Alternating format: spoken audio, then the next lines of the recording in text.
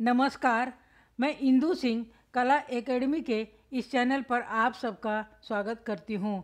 आइए आज हम नेट के सिलेबस में शामिल इकाई 4 में वैचारिक पृष्ठभूमि के अंतर्गत डॉक्टर अंबेडकर दर्शन के महत्वपूर्ण बिंदुओं को समझने का प्रयास करते हैं। तो आइए इसे हम समझते हैं। डॉक्टर भीमराव अंबेडकर। अंबेडकर का प्रारंभिक जीवन।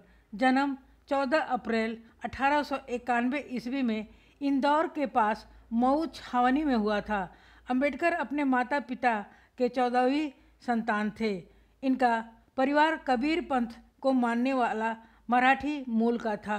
निधन 6 दिसंबर 1956 ईस्वी को हुआ।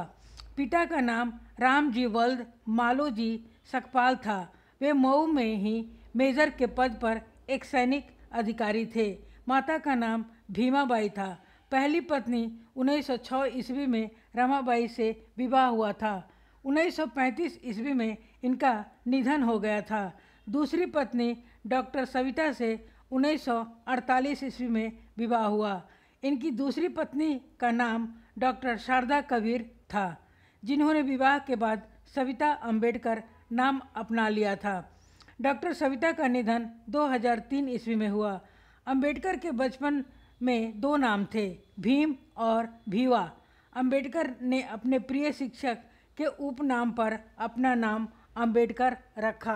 इनकी प्राइमरी शिक्षा दापोली नामक गांव महाराष्ट्र में हुई थी। मिडिल स्कूल की शिक्षा सतारा के सरकारी स्कूल में हुआ था। ये मुंबई के मराठा हाई स्कूल से 1908 ईस्वी में मैट्रिक की परीक्षा उत्तीर्ण किए। 1910 ईस्वी में एलिफिस्टन कॉलेज से इंटर परीक्षा उत्तीर्ण किया। 1913 में इसी कॉलेज से बीए की परीक्षा उत्तीर्ण किया था। उच्चतर शिक्षा। गायकवाड़ छात्रवृत्ति के आधार पर 1913 ईस्वी में अमेरिका के कोलंबिया विश्वविद्यालय में दाखिला लिया। 1915 ईस्वी में एनसीट एमए इंडियन कॉमर्स थीसिस के साथ किया। पीएचडी कोलंबिया विश्वविद्यालय 1916 ईस्वी में अर्थशास्त्र से किया था। इनके शोध का विषय था the national dividend of India, a historical and analytical study. London school of economics and political science में 1916 ईस्वी में प्रवेश लिया। इसके बाद वे भारत आ गए। वे भारत आकर 1917 ईस्वी में बड़ौदा के महाराज के सैन्य सचिव बने। 1917 ईस्वी में ही उन्होंने त्यागपत्र भी दे दिया। प्रोफेसर पद की नियुक्ति। 1918 ईस्वी में sedan ham college commerce and economics में पॉलिटिकल इकोनॉमी के प्रोफेसर बने। साप्ताहिक पत्र मूक नायक। प्रोफेसरी के दौरान ही कोल्हापुर के महाराज साहू से जुड़ाव हुआ।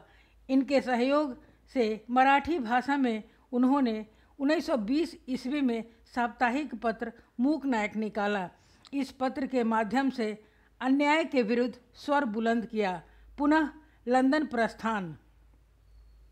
1920 ईस्वी में बड़ौदा के महाराज से छात्रवृत्ति एवं अपने मित्र नवल से रुपए उधार लेकर पुनः लंदन चले गए। 1921 ईस्वी में London school of provincial decentralisation of imperial finance in British India से मास्टर ऑफ साइंस की उपाधि प्राप्त किया। 1922 ईस्वी में London Gray's Inn bar at law की उपाधि प्राप्त किया। 1923 ईस्वी में द प्रॉब्लम ऑफ रूपी पर डॉक्टर ऑफ साइंस की उपाधि प्राप्त किया। 1923 ईस्वी में भारत लौटने के बाद उन्होंने अपने फारसी मित्र नवल बथेना के सहयोग से वकील के रूप में प्रैक्टिस आरंभ किया। 1923 ईस्वी में बहिष्कृत भारत एक पाक्षिक पत्र समाचार पत्र मुंबई से निकाला। 20 जुलाई 1924 ईस्वी में बहिष्कृत हितकारिणी सभा की स्थापना करवाई। 1925 ईस्वी में मुंबई में प्रेसिडेंसी में नेपाली नामक स्थान पर प्रांतीय दलित वर्ग सम्मेलन की अध्यक्षता किया। 1930 ईस्वी में अखिल भारतीय दलित वर्ग संघ AIDCA का अध्यक्ष पद ग्रहण किया। 1930 और 1931 ईस्वी में लंदन में आयोजित प्रथम एवं द्वितीय गोलमेज सम्मेलनों में दलितों के प्रतिनिधि के रूप में भाग लिया। 19 मार्च 1927 ईस्वी को कोलाबा जिले के महाद नगर निगम के द्वारा निर्मित चौधार तालाब, जहां अछूतों को पानी भरने की मनाही थी, वहीं पर उन्होंने विशाल जनसभा करके तालाब का पानी पिया। यही इन्हें लोगों के द्वारा बाबा साहब नाम मिला। यहीं पर 24 दिसंबर 1927 ईस्वी में अंबेडकर ने मनुस्मृति को अग्नि में होम कर दिया था, जिसमें ब्राह्मणों को सर्वोच्च और शूद्रों को नीचा बताया गया था। अंबेडकर दर्शन के महत्वपूर्ण बातें। अंबेडकरवाद स्वाधीनता आंदोलन के दौरान उत्पन्न हुई एक प्रमुख विचारधारा थी, जिसमें दलितों पर होने वाले शोषण और दमन के विरुद्ध काफ़ी उग्र तेवर अपनाया था। अंबेडकर ने अपने गहन तर्क और चिंतन के आधार पर एक नए सामाजिक आंदोलन का सूत्रपात किया, जिसे आगे चलकर उनके समर्थकों ने अंबेडकरवाद नाम दिया। अंबेडकरवाद दलित समस्या को भारत की बड़ी समस्या मानता है। राष्ट्रीय एकता के नाम पर दलित समस्या को ताल देने की प्रवृत्ति उसे स्वीकार नहीं है। अंबेडकर ने स्वयं कहा था कि दलित समुदाय को सिर्फ देश के एक अंग के रूप में नहीं समझा जा सकता है, क्योंकि वह देश से अलग थलग पड़ा हुआ वंचित अंग है। उन्होंने अपने इस भाषण में साफ तौर पर कहा था, मेरे लिए मेरे व्यक्तिगत हितों से ज़्यादा महत्वपूर्ण राष्ट्रहित है, किंतु यदि दलितों के हित और राष्ट्रहित के बीच कोई टकराव की स्थिति आएगी तो मैं दलितों के हित को वरीयता दूंगा। अंबेडकर के अनुसार जाति व्यवस्था और वर्ण व्यवस्था का पूरी तरह खात्मा किए बिना हम समानता का आदर्श नहीं पा सकते हैं। जाति के खत्म होने का मतलब यह नहीं कि सभी जातियों के लोग समाज में एक साथ उठने बैठने लगे। जब तक जाति की धारणा आम आदमी के दिमाग से नष्ट नहीं होगी, तब तक समस्या का समुचित समाधान नहीं हो सकता है। अंबेडकर के अनुसार जाति व्यवस्था का संबंध हिंदू समाज की धार्मिक मान्यताओं से है, क्योंकि हिंदुओं के कई धार्मिक ग्रंथ जाति व्यवस्था को बढ़ावा देते हैं। जाति व्यवस्था को खत्म करने का शर्त है कि हिंदुओं का सिर्फ एक प्रामाणिक धर्म ग्रंथ होना चाहिए, जो जातिवाद जैसी गलत धारणाओं का समर्थन नहीं करता हो। शेष सभी ग्रंथों को कानूनी तौर पर प्रतिबंध कर दिया जाना चाहिए। पुरोहित जैसे धार्मिक पदों के लिए ब्राह्मण के अलावा समाज के सभी वर्गों को समान अधिकार प्राप्त होना चाहिए। अंबेडकर ने यह भी कहा था कि यदि हिंदू समाज दलितों को मानवोचित गरिमा नहीं प्रदान करता है तो दलितों को हिंदू धर्म छोड़ देना चाहिए। उन्होंने स्वयं 1956 ईस्वी में अपने मृत्यु से कुछ महीना पहले अपने हजारों समर्थकों के साथ हिंदू धर्म को छोड़कर बौद्ध धर्म अपना लिया था। यहीं से नव बौद्ध आंदोलन की शुरुआत हुई थी। उनका मानना था कि इस धर्म में झूठी या नकली कल्पनाएं नहीं है। अंबेडकर सिर्फ दलितों की ही मुक्ति की बात नहीं करते थे, वे महिलाओं तथा अन्य वंचित वर्गों की मुक्ति पर भी बल देते थे। उनका मानना था कि भारतीय समाज की मूल समस्या जातिगत भेदभाव की है, अन्य सभी समस्याएं उससे जुड़ी हुई हैं। वर्तमान भारतीय राजनीति में अंबेडकरवाद का काफ़ी प्रभाव पड़ा। इसका पहला महत्वपूर्ण उदाहरण काशीराम द्वारा 1978 ईस्वी में स्थापित बाम सेफ था, जिसकी सीमाओं को देखते हुए 1981 ईस्वी में उन्होंने DS4 को भंग करके बहुजन समाज पार्टी BSP का निर्माण किया, जो वर्तमान में अंबेडकरवाद पर आधारित सबसे बड़ा राजनीतिक दल है। महाराष्ट्र में नामदेव ढसाल द्वारा स्थापित दलित पैंथर्स पार्टी तथा हाल में उत्तर प्रदेश में उदित राज द्वारा स्थापित इंडियन जस्टिस पार्टी इसी विचारधारा के उदाहरण हैं। महाराष्ट्र में रामदास अठावले की रिपब्लिकन पार्टी ऑफ इंडिया भी इसी विचारधारा से प्रभावित है। अंबेडकर दर्शन। अंबेडकर के राजनीतिक विचार, राज्य एवं जनतंत्र की महत्ता, राज्य के प्रति आज्ञाकारिता का भाव होना चाहिए, राज्य की अनिवार्यता हो, संसदीय सरकार का समर्थन, सामाजिक लोकतंत्र की व्यवस्था, दलीय व्यवस्था का समर्थन किया गया, जनता के जागरूकता पर बल दिया गया, अवैधानिक नैतिकता का पालन, बहुमत की निरंकुशता को सीमित करने पर भी बल दिया गया। अंबेडकर का सामाजिक दर्शन त्रयी दर्शन पर आधारित है। स्वतंत्रता एवं समानता, भ्रातृत्व एवं शिक्षा, बुद्ध धम्म एवं संघ। अंबेडकर ने जाति प्रथा के उन्मूलन के लिए 3 सुझाव दिए। एक, वर्गीय व्यवस्था, दूसरा अंतरजातीय विवाह और तीसरा पुरोहिताई के व्यवस्था का प्रजातांत्रिकरण। अंबेडकर का धार्मिक दर्शन। उन्होंने धर्म की अनिवार्यता पर बल दिया। धार्मिक स्वतंत्रता होनी चाहिए, धार्मिक कट्टरता का विरोध होना चाहिए। उन्होंने धर्म निरपेक्ष पर बल दिया, धार्मिक संस्थाओं का समर्थन किया, धर्म और राजनीति में परस्पर संबंध होना चाहिए। अंबेडकर का आर्थिक दर्शन। भारत के विकास के लिए राजकीय समाजवाद को अनावश्यक माना। 15 सितंबर 1938 ईस्वी को औद्योगिक विल का विरोध किया। बीमा के राष्ट्रीयकरण को आवश्यक बताया। कृषि सुधार के लिए कृषि को राज्य के प्रमुख उद्योग के रूप में विकसित करने का सुझाव दिया। सामूहिक खेती पर बल दिया तथा धन का न्यायपूर्ण वितरण हो। अंबेडकर एवं मार्क्स दर्शन की समानताएं और असमानताएं। समानताएं दलितों एवं शोषितों के उद्धार पर बल दिया। वर्ग व्यवस्था का उन्मूलन, धन का न्यायपूर्ण वितरण। असमानताएं। अंबेडकर दर्शन अहिंसा के माध्यम से सुधार चाहता है, जबकि मार्क्सवाद हिंसक क्रांति का पक्षधर है। मार्क्सवाद को लोकतंत्र में अनास्था है, जबकि अंबेडकर को लोकतंत्र में आस्था है। मार्क्सवाद के चिंतन का आधार वर्ग है, जबकि अंबेडकर के चिंतन का आधार जाति है। अंबेडकर एवं गांधी दर्शन की समानताएं, असमानताएं।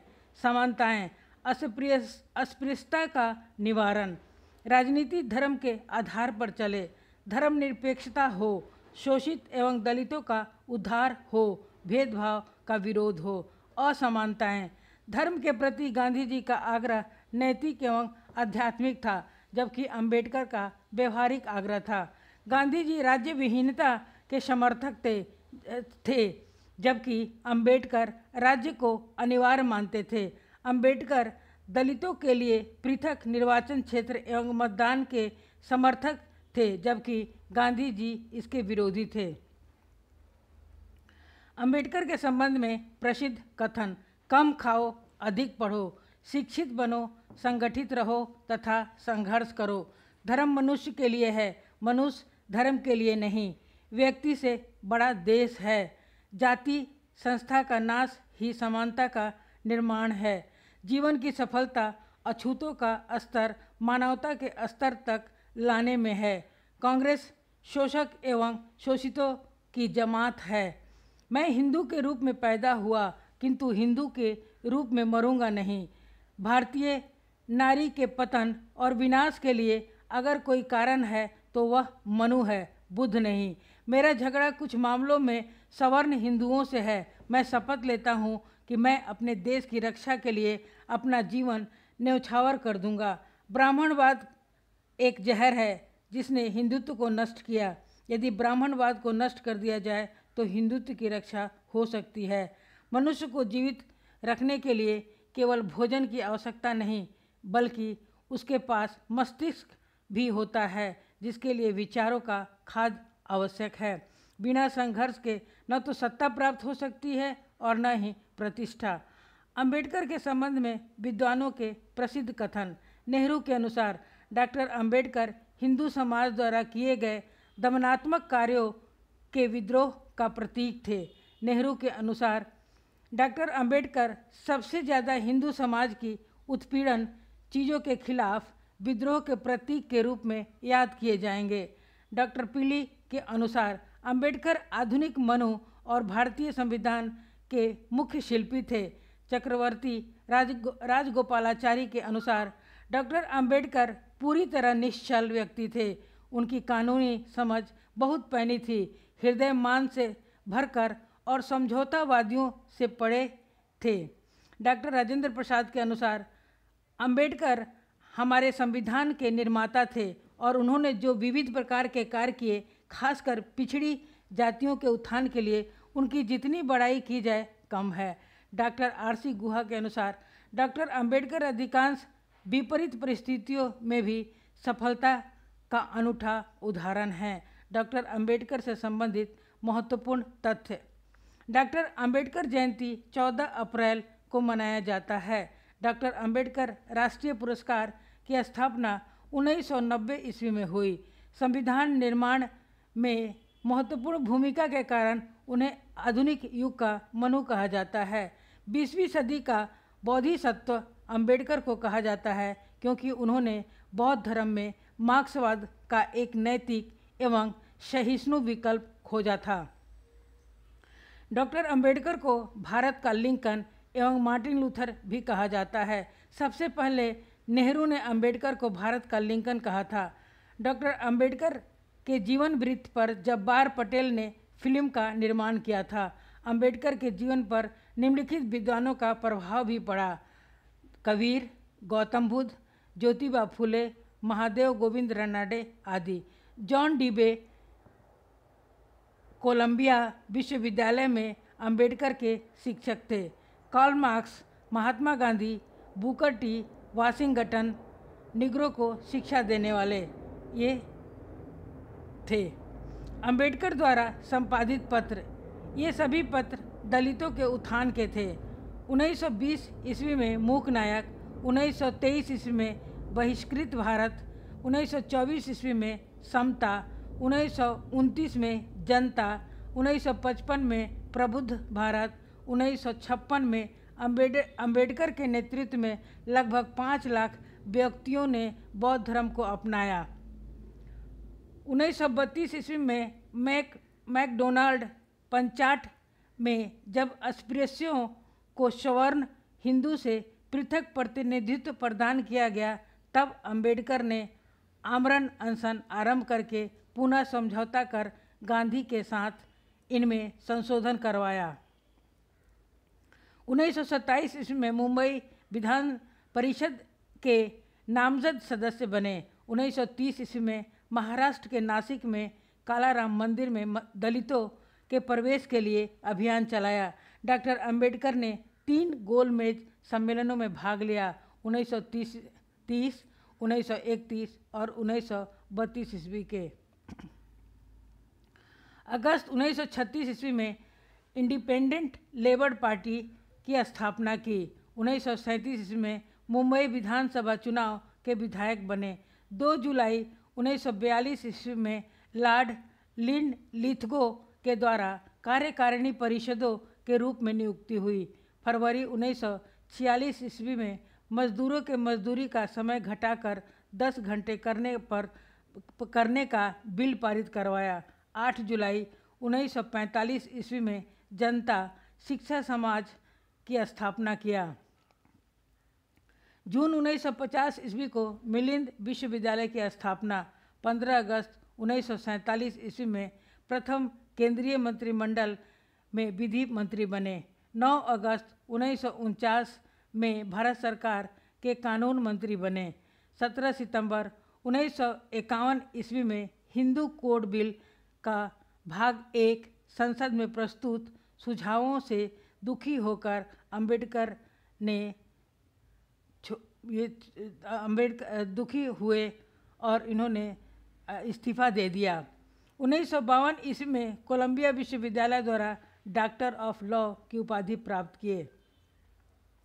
1953 ईस्वी में इन्हें उस्मानिया विश्वविद्यालय द्वारा डॉक्टर ऑफ लिटरेचर की मानद उपाधि दी गई। अंबेडकर की रचनाएं कॉस्ट ऑफ इंडिया 1916 ईस्वी, small holdings is India and their remedies 1917 ईस्वी, the problem of the rupee 1923 ईस्वी, the evolution of the provincial finance in British India 1925 ईस्वी, इनहिलेशन ऑफ कॉस्ट 1939 ईस्वी, फेडरेशन वर्सेस फ्रीडम 1939 ईस्वी, mister Gandhi and the emancipation of the untouchables 1943 ईस्वी, रनाडे गांधी का जिन्ना, रनाडे गांधी और जिन्ना 1943 ईस्वी, thoughts on Pakistan 1943 ईस्वी, Pakistan and partition of India 1943 ईस्वी, हु वर द शूद्राज 1946 ईस्वी, history of Indian currency and banking 1947 ईस्वी, स्टेट्स एंड माइनॉरिटीज 1947 ईस्वी, गांधी एंड द गांधीज्म 1948 ईस्वी, द बुद्ध एंड हिज धम्म 1957 ईस्वी। यह निधन के बाद प्रकाशित हुआ। जय हिंद। आप सब ने इस वीडियो को सुना और देखा, इसके लिए मैं आप सबका धन्यवाद करती हूँ। कृपया आप सब वीडियो को लाइक, सब्सक्राइब और शेयर करें ताकि अन्य विद्यार्थी भी इससे लाभान्वित हो सके। अभी एग्ज़ाम का समय नज़दीक आ गया है। धन्यवाद।